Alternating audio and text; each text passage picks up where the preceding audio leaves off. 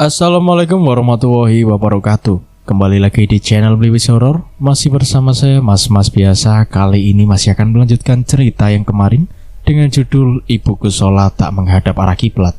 Cerita ini ditulis oleh Kak Arsita Malika. Buat teman-teman yang ingin membaca ceritanya secara langsung, kalian bisa kunjungi link dan profil yang sudah saya sediakan di deskripsi. Tanpa berlama-lama, langsung saja kita ke ceritanya. Setelah Ardi menerima kertas itu, Ros dan kedua anaknya itu pun pulang ke rumah. Pia masih terdiam, seakan ia mengalami bisu mendadak. Bola matanya sesekali bergerak menatap wajah Ardi. Mungkin dalam benaknya, ia ingin mengucapkan terima kasih kepada Ardi, karena sudah kesekian kalinya ia menolong Pia, walaupun selalu terlambat. Tapi itu lebih baik daripada tidak sama sekali. Semenjak Ardi beranjak remaja, ia jadi jarang bercanda dengan Pia. Padahal saat ia masih kecil, hanya Pia yang selalu menemani dirinya. Selalu menenangkan Ardi ketika Ardi menangis, memberinya jajan, dan lain sebagainya. Sebab Ros hanya sibuk dengan pikirannya sendiri. Walaupun begitu, ia sangat sayang kepada Ardi anak bungsunya. Sedangkan Pia diperlakukan seperti anak tiri olehnya. Tapi Pia tak berkecil hati, karena ada Furkon yang selalu ada untuknya. Maka dari itulah mengapa Ardi selalu melawan ibunya, karena Ros jarang meluangkan waktunya untuk Ardi yang saat itu masih sangat membutuhkan sosok seorang ibu. Ketika Ros sudah berlalu masuk ke dalam rumah, Ardi masih berdiri di ambang pintu. Rasa takut itu kembali muncul di hati Ardi. "Ardi, kenapa kamu masih di situ? Ntar biar dingin lagi," ujar Ros. "Oh iya, astaga." Ardi pun mengayunkan kakinya masuk ke rumah. Ia membuka pintu kamar Pia dan meletakkan Pia di atas kasur dengan hati-hati. Kemudian ia meraih selimut dan menutupi tubuh Pia. Tatapan yang diberikan Pia kepada Ardi begitu dalam. Sudut matanya mengeluarkan bulir air. Sepertinya ia terharu dengan perlakuan manis sang adik kepadanya. Ketika Ardi hendak melangkah keluar dari kamar, tangannya tiba-tiba dipegang oleh Pia. Ardi pun langsung duduk di sampingnya. "Ada apa, Kak? Kakak mau ngomong sesuatu?" Namun bibir itu tak kunjung berbicara. Ia hanya menatap dekat Ardi. Agaknya ia meminta Ardi untuk tidak meninggalkannya sendirian di kamar. Ardi mengembuskan nafas panjang. "Maafin gue karena telat pergi nolongin lu. Tadi gue pergi latihan basket bareng yang lain, seperti saran lu tadi. Maaf," tutur Ardi. "Gue bakal berusaha nyari tahu orang yang sudah ngelakuin ini ke lu. Dan gak bakal gue maafin dia. Kalau perlu, bakal gue hajar sampai cerah." Ardi mendengus kesal. "Gue ke kamar mandi dulu sebentar buat bersihin badan. Soalnya udah lengket banget rasanya. Selesai nanti, baru deh gue kesini nemenin lu tidur. Oke?" Seru Ardi sambil melemparkan senyuman dan menunjukkan jari jempolnya. Saat ini Pia tak bisa melakukan apa-apa. Ia sudah seperti orang lumpuh dan bisu. Belum diketahui pasti penyebab ia seperti itu. "Bersiap-siaplah, Pia.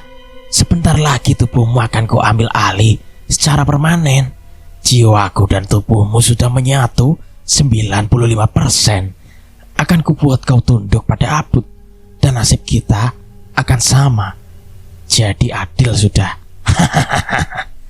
Ledek Sapia. Jadi inilah yang membuat Pia tak sepenuhnya menggerakkan tubuh dan mengeluarkan suaranya. Mungkin saja penyebab Sapia sangat cepat mengambil tubuh Pia. Karena Pia sempat lengah ketika bertemu dengan bulan budak Abud, frustasi, ketakutan, nangis, dan saat itu memang tubuhnya sedang tidak fit. Makanya Sapia dengan mudah mengkarapkan tubuh Pia. Hati Pia teriris-iris mendengar ucapan Sapia. Apa semiris itukah proses kematian Pia? Ya Tuhan, aku tidak masalah jika aku mati sekarang. Yang jadi masalahnya, aku tidak ingin mati di tangan-tangan busuk mereka, batin Pia. "Hei, apa kau lupa? Aku bisa membaca isi hatimu. Apa maksudmu menyebut tanganku busuk?" bentak Sapia. Aku tidak lupa, dan aku tidak sedang membicarakan dirimu.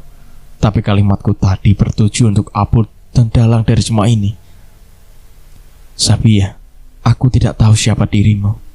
Tapi aku minta, sebelum aku mati tolong jawab semua pertanyaan yang selama ini terpendam di hati dan pikiranku.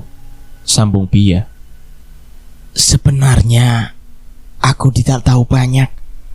Yang tahu semuanya hanyalah Ros. Maksudku, ucap Sabia keceplosan. Pia terkejut, matanya terbelalak tak percaya. Apa yang kau bilang? Tidak mungkin ibuku melakukan ini semua. Ia memang tidak begitu menyayangiku seperti ia ke Ardi. Tapi ia tidak mungkin sejahat itu kepadaku, bantah Pia. Kau ini jangan terlalu naif. Jangan selalu merasa orang tua itu baik. Apa kau tahu, aku begini karena ditumbalkan ayahku sendiri. Makanya hingga kini aku benci kepada orang tuaku. Terlebih pada ibuku yang menyerahkanku begitu saja kepada ayahku, jelas Sabia.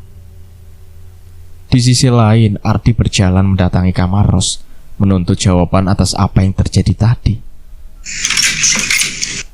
Pintu kamar Ros terbuka. Di sana Ardi melihat Ros sedang duduk di pinggir ranjang dan sedang melamun. Ibu, aku ingin bicara, sahut Ardi. Seketika lamunan Ros buyar. Bukannya segera membalas ucapan Ardi, ia malah berdiri dan memeluk Ardi sambil menangis terisak-isak. Maafkan ibu Ardi, ibu takut kehilanganmu, lirih Ros. Ardi terdiam karena tak mengerti dengan ucapan ibunya. Ros pun melepaskan pelukannya dan menatap kedua manik mata Ardi. Ibu, coba jawab Ardi, bagaimana ibu bisa mengobati orang dengan campi-campi? Sebelum ibu menjawab pertanyaanmu, kau jawab dulu pertanyaan ibu. Apa kau mau minum jus pemberian ibu untuk Pia? Tanya balik Ros. Betul, aku dan kakak sama-sama meminumnya. Tapi kakak hanya meneguknya 3 kali. Selebihnya aku yang meminumnya, jawab Ardi. Pantas saja. Maksudnya bu? Kau ingin tahu kenapa ibu bisa mengobati orang dengan campi-campi kan? Ini adalah ilmu turunan yang ayahmu miliki. Di lemari yang terkunci rapat itu tersimpan semua peninggalan leluhur ayahmu. Ibu mempelajarinya setelah ayahmu meninggal, karena saat ia hidup, ia melarangku membuka lemari itu, jawab Ros. Ardi melongo. Ia baru tahu jika Furqon punya ilmu turunan, karena selama Furqon hidup, ia tidak pernah menunjukkan gelagat atau sikap seseorang yang memiliki ilmu turunan seperti kepada umumnya. Terus, apa maksud dari jus jeruk yang ibu pertanyakan tadi? Namun cukup lama Ros terdiam karena ia merasa belum bisa untuk mengatakannya. Ayo ibu, jawab. Ibu diam begini membuatku makin curiga dengan ibu, paksa Ardi. Jadi selama ini kau sudah curiga? Aku sudah curiga sejak sebulan yang lalu. Aku selalu mendengar ibu merapalkan sesuatu yang berbahasa Arab setiap tengah malam. Awalnya aku mengira ibu sedang mengaji, tapi kalimat yang ibu ucapkan itu terus berulang-ulang setiap harinya. Dan sebenarnya, aku sempat melihat ada foto kakak yang bersandar pada lilin-lilin di kamar ibu kemarin. Aku tidak begitu mengerti maksud dari itu. Makanya aku hanya diam dan masuk ke kamar. Kali ini Ros yang dibuat melongo dengan penjelasan Ardi. Ia tak menyangka Ardi sudah mencurigai dirinya sejak lama. Sebenarnya, ibu... Ros sangat berat mengatakannya yang sebenarnya. Jangan membuatku tambah marah ibu. Jawab saja sebelum aku memukulmu, sentak Ardi. Ibu ingin mencelakakan Rabia Ardi, teriak Ros. Apa? Ibu, tolong bicaralah yang jelas. Aku tidak punya banyak waktu. Di sana kakak sudah menungguku. Kau tidak usah peduli kepadanya. Tidak lama lagi dia akan menemui ajalnya, balas Ros dengan tatapan dingin. Ardi menggaruk kepalanya yang tak katal itu. Rahangnya mengeras. Ia gregetan dan masih tidak mengerti dengan semua ucapan Ros. Ibu, jawablah yang jujur. Pasti kejadian tadi itu ada sangkut pautnya dengan ibu kan? Aku tahu kalau ibu bohong bermimpi tentangku dan mendatangiku di rumah Om Bahar. Hanya saja aku tidak ingin lama-lama berdebat dengan ibu di sana. Ayo jawab ibu, paksa Ardi. Iya Ardi, iya. Ibu mengakuinya. Semuanya ibu yang melakukannya. Soal jus itu sebenarnya untuk Bia, agar ketika ia berusaha meruqyah dirinya atau mendengar lantunan ayat suci Al-Quran, ia akan menyakiti dirinya sendiri, seperti yang kau lakukan tadi, jawab Ros. Untuk apa kakak ruqyah? Tanya Ardi. Karena ibu sudah menumbalkannya, jawab Ros. Apa? Ibu? Apa kau sudah gila? Ardi naik pitam. Kau tidak tahu masalah ibu, Ardi. Itu memang pantas ia rasakan untuk menebus semua dosa-dosa orang tuanya, sentak Ros. Sekarang ibu harus meminta maaf kepada kakak, bentak Ardi sambil menarik tangan ibunya menuju kamar Bia. Bia tersentak ketika pintu kamarnya terbuka dengan keras. Matanya membulat melihat sang ibu yang kebusukannya sudah ia ketahui dari Sabia.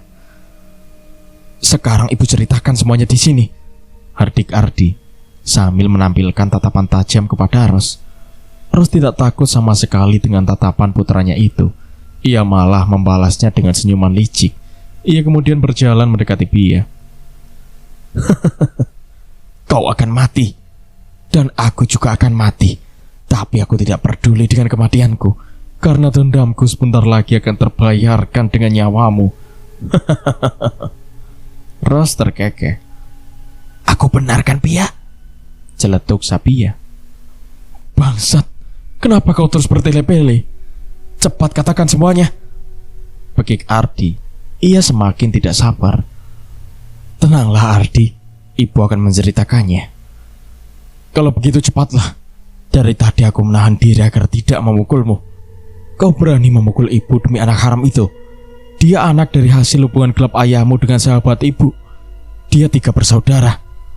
Yang satu bernama Sabia kembarannya, dan yang satunya belum sempat lahir, karena ibu lebih dulu merenggut nyawa dia dengan Luna, ibunya. Sebenarnya ibu sudah lama mempelajari ilmu hitam ayahmu. Dengan cara itulah ibu membunuh Luna bersama janinnya. Kau tidak tahu perasaan ibu ketika Furqan ayahmu menyuruhku membesarkan 2 anak kembarnya, Sabia dan Rabia. Karena sudah 7 tahun pernikahan, ibu belum melahirkan seorang anak pun untuk ayahmu.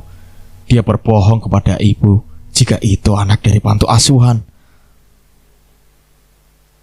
Ibu baru tahu kebusukan mereka ketika Bia berusia 3 tahun, di mana ibu ini sedang mengandung dirimu. Betapa sakitnya hati ibu ketika ibu baru pulang dari rumah sakit habis mengecek kandungan.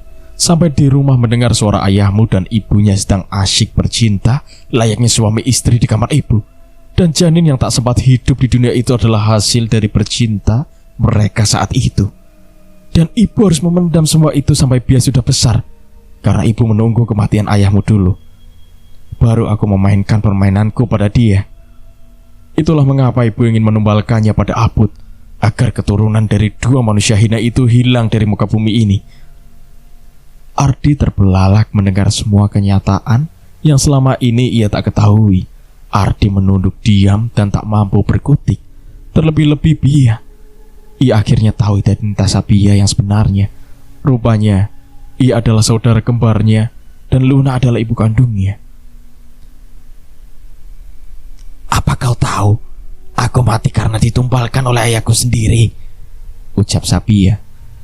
Spontan Ardi mengangkat kepalanya karena mendengar sang kakak bisa berbicara. Tidak usah menatapku seperti itu. Aku ini Sabia, bukan Rabia, ujar Sabia kepada Ardi. Rupanya kau ditumbalkan. Jadi selama ini ia berbohong kepadaku kalau kau telah diculik seseorang, sahut Ros.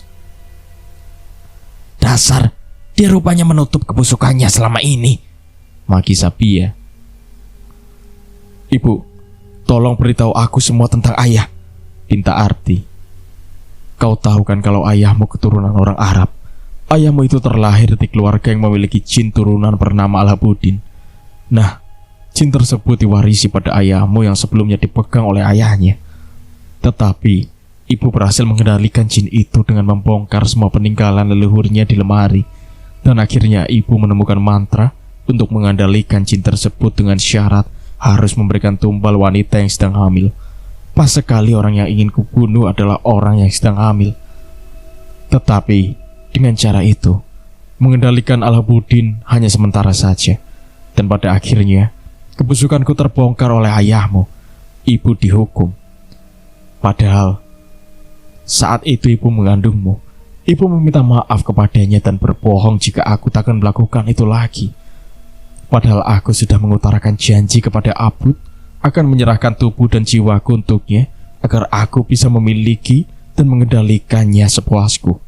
Ada alasan mengapa Abud mengkhianati Furqan, sebab Furqan sudah tidak pernah memberikannya tumbal sebagaimana tradisi turun-temurunnya sebagai pewaris jin Alabuddin. Karena aku menyanggupi permintaannya, makanya dia memihakku. Sebenarnya tidak mudah mengendalikan Abud. Maka dari itulah ibu mempelajari semua ilmu hitam leluhur ayahmu dan mengorbankan hidup ibu untuk memilikinya, termasuk mengorbankan nyawa ayahmu juga. Dan satu hal yang perlu kalian tahu, tubuh Abud saat ini adalah tubuh Furqan yang diambil Abud. Karena wujud asli Abud itu jauh lebih menyeramkan. Seperti itulah Rabia nantinya, ketika Sabia mengambil tubuh saudaranya sendiri. Jika kau bertanya tentang mayat ayahmu, sebenarnya Abud sudah membutakan mata orang-orang saat itu. Ia mengubah batang pohon pisang menjadi tubuh ayahmu yang dikuburkan itu. Jadi yang terkubur adalah batang pohon pisang, bukan ayahmu. Jelas Ros secara gamblang. Jadi, bagaimana menurutmu Ardi? Pantas kan dia merasakan semua ini? Tanya Ros. Mendengar itu, mata Ardi langsung mendelik tajam kepada Ros. Dia tetap tidak salah. Dia dan aku sama-sama korban keegoisan orang tua kami sendiri. Kau sampai lupa denganku hanya karena dendammu, sentak Ardi. Ros marah. Ia kecewa anak kandungnya tetap tidak memihak dirinya. Kalau begitu, akan kuhabisi dia sekarang juga, ujar Ros dengan tatapan yang tajam juga. Ros mulai merapalkan mantra lagi di samping Pia. Ardi tak bisa melawan, tubuhnya tak bisa ia gerakan. Ia hanya bisa menyaksikan apa yang dilakukan ibunya terhadap Pia.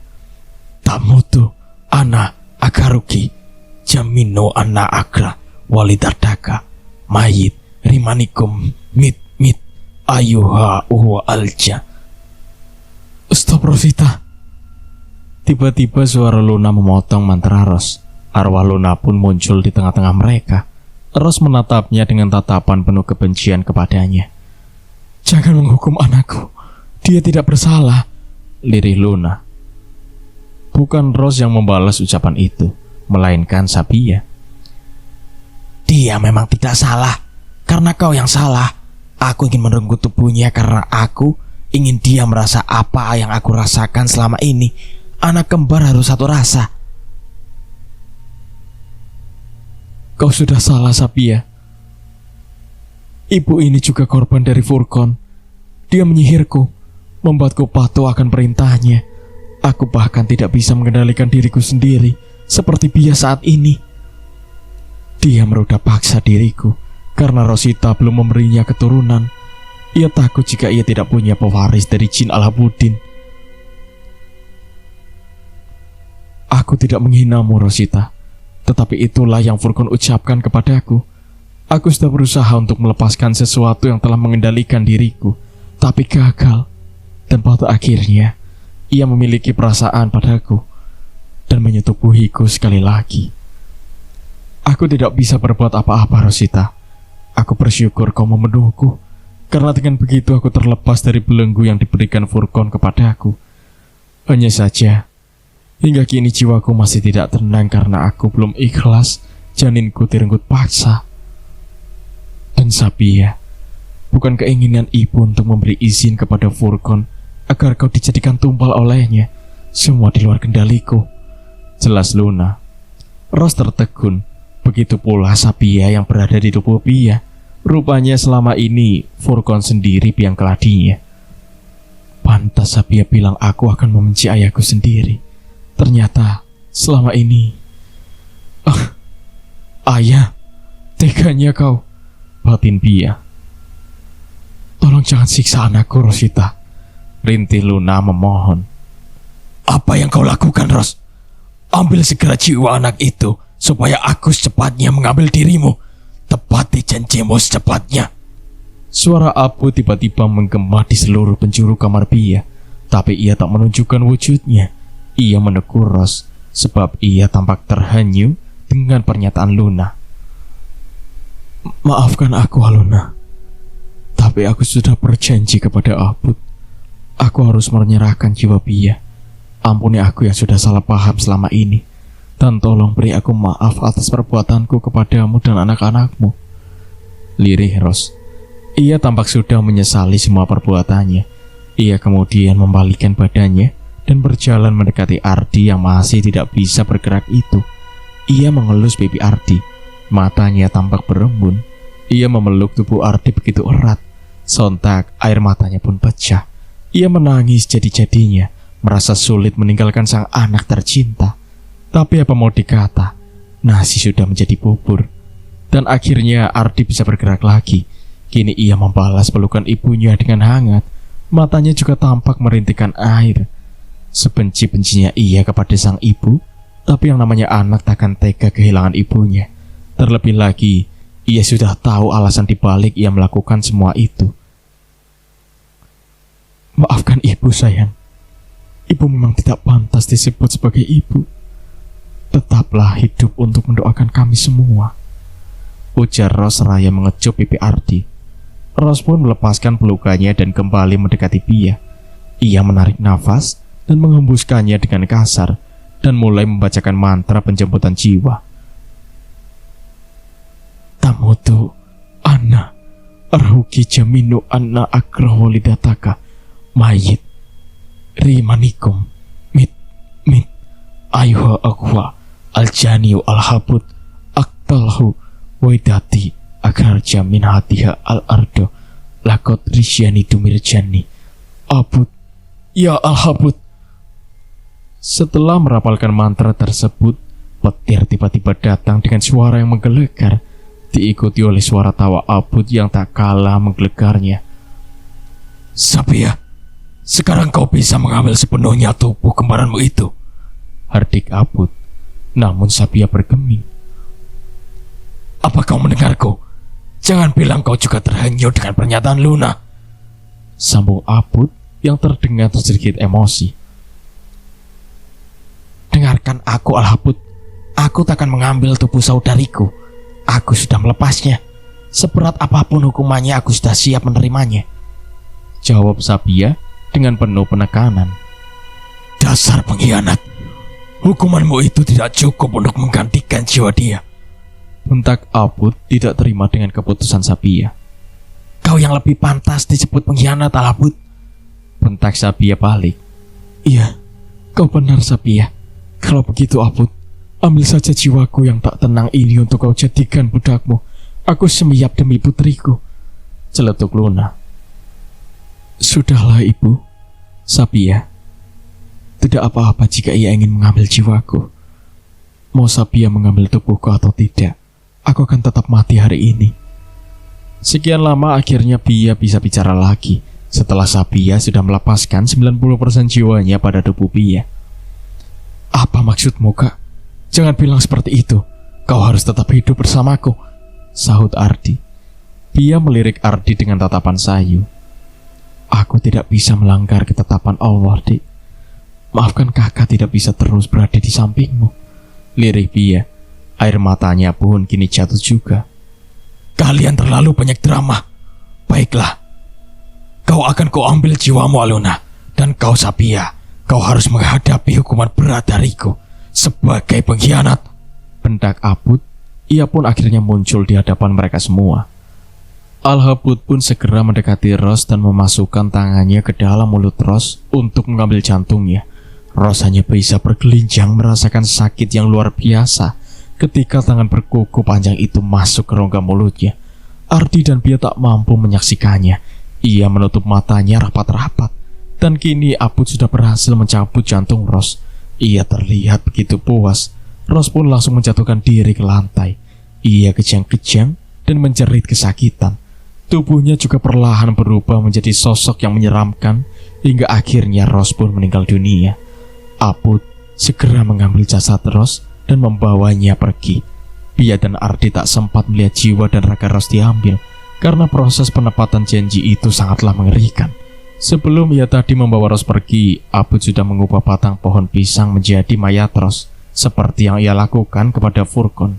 Cerita pun bersambung. Nantikan kelanjutan ceritanya di part berikutnya. Assalamualaikum warahmatullahi wabarakatuh.